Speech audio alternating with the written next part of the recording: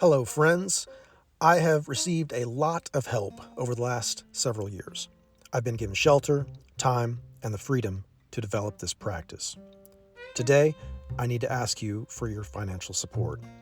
I would like to invite you to partner with me. The help that I have received over these last several years has been enormous. Thank you for your presence in this world. These last years have truly changed me forever. If you have been tuning in to my videos, you know that I have a gratitude practice. In that practice, you have often seen me giving thanks for all my teachers and for all those who have joined me in my work. Without your contributions, life would have been very different for TravelinTrav. Because of your contributions to my work, there now exists a vision. Your contributions were seeds that have grown a great vision in my heart. My vision for personal salvation now aligns with the greater work that is to be done in service to humanity. Are you concerned about social justice? Have you ever felt crushed by a system that you thought you once believed in? Some call this disillusionment. This same thing happens to us in jobs and relationships. We hope we are getting into one thing, and we find ourselves in another. If you're concerned about social justice and proper governance, that's a good sign. Some of the strongest human beings that we have ever known were aligned that very way. What is it like to become aware of the injustice? What was that like for you? My first response was outrage. Sometimes this happens to us in our families of origin. And do you see those three words there that I just used? Happens to us. Do you know who things happen to? Victims. But, Trav, you may say, it sure seems that I was born into this family, this city, this church, this nation, and it seems that I had no choice. Am I not a victim of my environment? There are many pre-established systems that we were born into. Some of these systems seem to be more just than others. Some families seem to have more wisdom to offer than other families. Some governments appear as less oppressive than others. Some of us seem to be capable of growing, nurturing relationships. Some of us have struggled. I believe that our inclination for justice is that deepest heart, that which we have called love. Some of us, after a long and painful process, can once again even refer to this depth with one of the most controversial words of all time, God. So, one might say that the arising of a heart for social justice is the arising of the heart of God. This is not a difficult jump for many of us now to make as we view these images which are now archetypal in our collective consciousness. Sometimes our response to injustice is angry.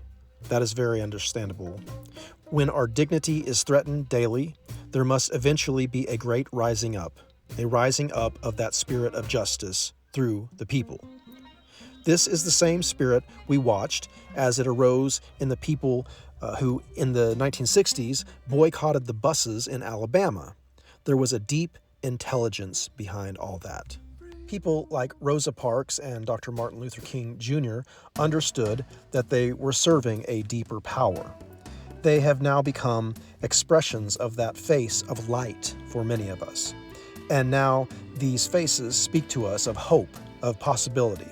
Now Dr. King's image speaks that same dream that came to him, and through him, and into us. Yes, it was a precarious place in which he stood. He had to make peace with his own death. Maybe King is not your archetype. Maybe you have received your inspiration through another line, another face. That's just another beautiful part of the story in which you and I are now participating. Wonderful. There are many ways the story of fearlessness can be told. Social justice starts right here. We have all received these instructions recently. Be the change you want to see. Yes? It is time now to be that change. Hi, my name is Trav, and I've been traveling. And we are now traveling together. If only for just a moment, we are present here together. Forget about time-space for a moment. The physicists have told us that none of that is quite as real as we thought it was. You and I. Those words, they can only symbolize separateness. Yet somehow, this is how we seem to be experiencing reality, as these individuated selves. But for a moment, we find ourselves together. There is great manifestation of unconscious greed that we see now in our collective understanding. Less than 1% of the population controls a grossly disproportionate amount of the virtual item that we call currency. A very small number of us have secured the vast majority of all the wealth. Fortunately, there is a great reordering going on. That deeper expression of justice that we saw speaking up for the oppressed in the 1960s is now rising up in us again. Who is that face for you? Can we know that face as our own, each of us? Can we see that same face of dignity, that face of fearlessness, that face of determination? Can we come to know that indomitable spirit in ourselves? I hope that your answer to all of these questions was yes. If so, then we are tuned in to the same frequency. Right now, we are coming together, many of us. We've committed ourselves to a deep reordering of our lives. You know who you are, or at least you have had a deep vision of who you must become. I have also received this vision. Have you seen The Truman Show? Have you seen The Matrix? These movies are now a part of our collective narrative, showing us the level of commitment that it takes to wake up from those unconscious systems into which we were born, those unjust systems, those systems around which we must seek social justice. Once we can clearly see the injustice, and also hold true to that deepest heart of love, we may be ready to make that jump. Maybe you have made that jump already. Maybe you are interested in encouraging another to make that jump.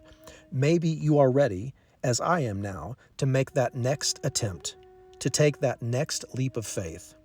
This video that you are now watching, this voice you are now listening to, represents one of these individual manifestations of consciousness that has committed himself to the journey home. We are remembering who we are. We are all getting in touch with that deepest power that we have called love. That great spirit now is arising from within all of us. There have been many who have contributed to this expression that you witnessed today. I have been loved. I have been held. I have been given respect. And also, I have received the great task of rising above the great and terrible generational trauma that our species has been so actively participating in, as symbolized in the depth of the one we call Jesus on the cross. The cross, this now universal symbol of trauma, even as it has been used as a tool of violence against the people of the world. The current expression of empire that we see now before us is a strong manifestation of oppression. We have seen this now in many forms.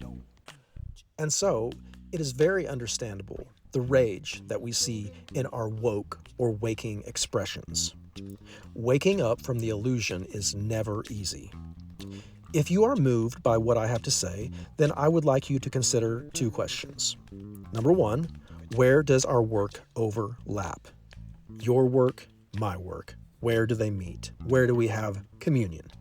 Number two, can you contribute financially on a monthly basis to aid in the creation of more content like this? My mission is greatly inspired by the public television model that I grew up with on TV, public-supported programming.